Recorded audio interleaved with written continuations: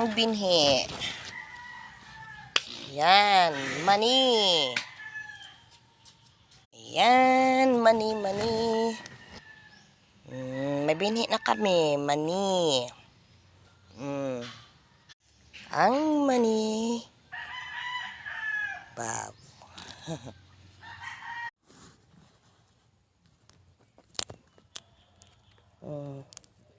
Ganito ang itsura ng mani na sobrang gulang. Tingnan nyo ang kanyang sisidlan. Itim. Ayan. Ganyan lang yan.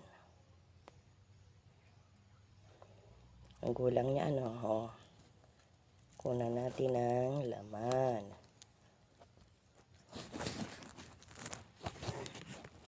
Paano ba malalaman ang pang binhi naman Ganito lang siya. Buksan mo at tingnan ang loob ng kanyang bahay. Ayan ang kanyang bahay. May itim sa loob, 'di ba? Or brown. Ganyan lang,